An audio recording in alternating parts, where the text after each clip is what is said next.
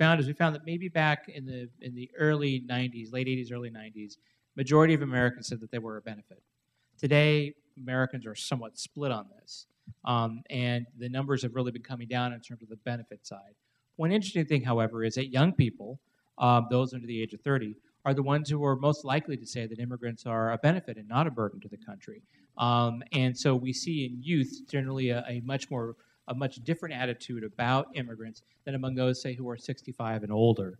Another thing that we have done at the Pew Research Center, just asking Americans generally, is we've asked them whether or not they support Arizona's new law, Arizona's SB 1070. There's majority support for Arizona's 1070 in the country.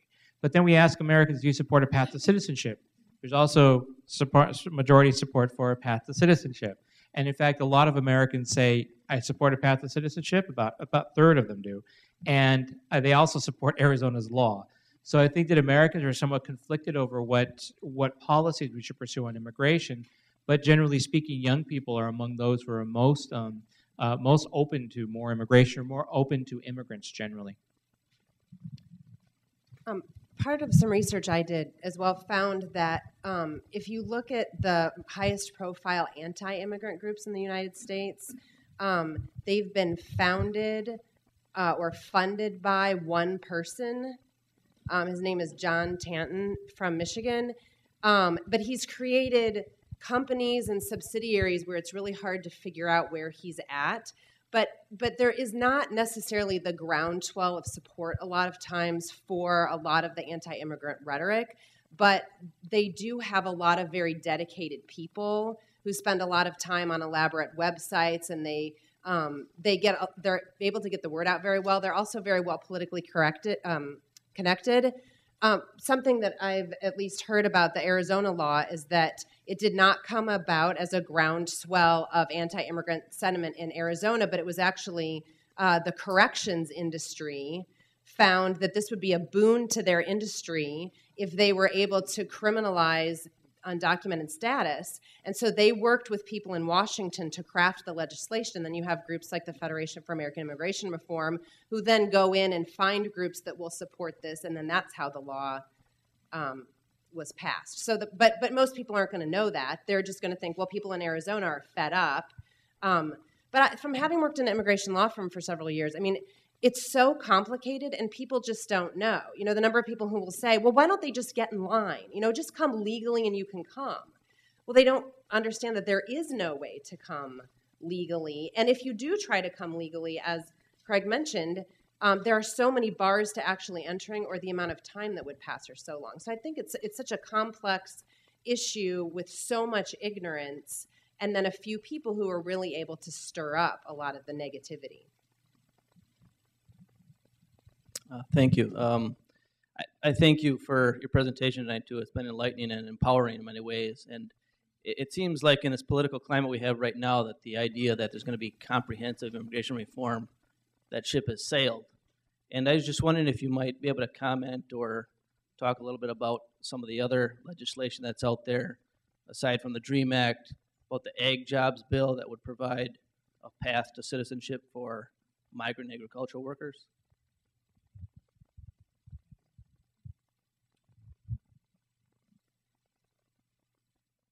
My sense from talking to folks is a lot of the same problem is going to exist, however.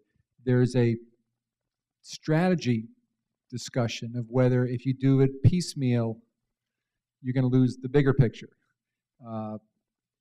And so, like with the DREAM Act, it lost 2 or 3 senators who thought if I vote for this, even though I support the DREAM Act, it's going to hurt a bigger comprehensive immigration reform.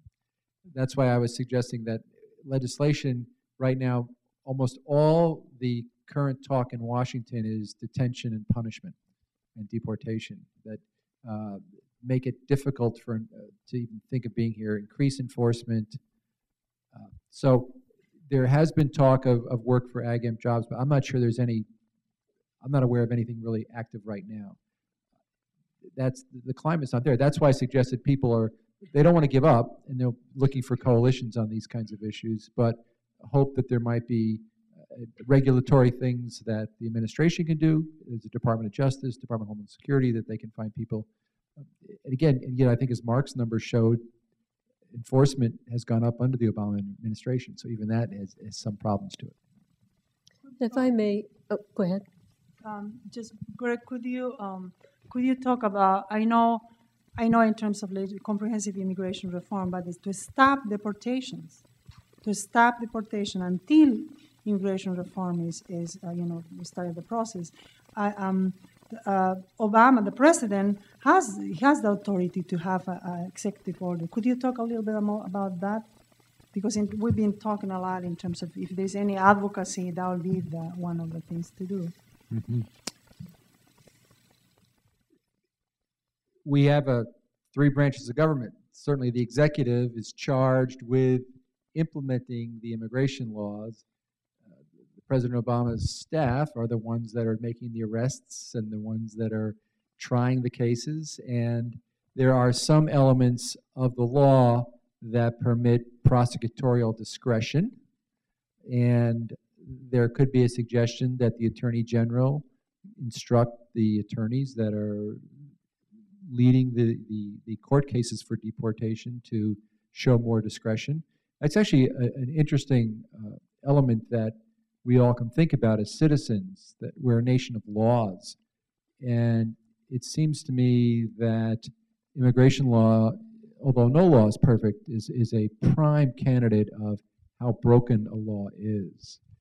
And so we as people of the body politic should be thinking, if you're going to have immigration law, at least make it fair and maybe stay deportations until we make it fair. Stay and offer. So that's one of the areas of how do you make it just even more work like the rule of law, and perhaps even give our prosecutors more discretion. As an attorney, when I went into a case in corporate setting or other areas, there was always settlement discussions, there was mediation, there was all kinds of things that we maybe save the client some money and come out with a solution. There's very little area right now for any kind of mediation. As Elena was saying, it used to be you have a family, 3 children, they're going to be left here. Maybe there are some discretionary areas of, why is it's almost like capital punishment, right? The only remedy is deportation. Well, maybe we should have a little bit of a fine, or maybe community service. There should be so many other ways that we could think about discretion and to work this out. But again, you have the forces like Liz was talking about that want to make money off detention. Private detention is a growth industry in this country, and it started in the immigration area. If I may interrupt for just a moment, I know that we had talked a little bit earlier, Mark, before the session began, and we talked about the issue with the congressional representation that the Pew Center had been involved with, and that along with the population question. So if you could just comment on that, please. As many of you are likely aware, in the last couple of weeks, in Capitol Hill, there's been a lot of hearings regarding immigration and immigration policy, immigration enforcement, and a lot of it has been put together by Republicans on Capitol Hill. In this last week, a colleague of mine from the Pew Hispanic Center, Rakesh Kochar, he had written a report in the fall about employment, and I told you a little bit about what's happened with the employment story on immigrants versus the native-born. He was asked to come and testify. So he testified on Capitol Hill. No, nothing unusual. It was a standard testimony, but it was very interesting to see the reactions of both sides of the debate to Rakesh's, both his appearance, but also regarding the findings of his report. His report in the fall had found that immigrants were gaining jobs during the recession, but that the native-born were still losing jobs. However, his update to the report found that both groups now are seeing job growth in the recovery. So he presented some of those new findings on Capitol Hill.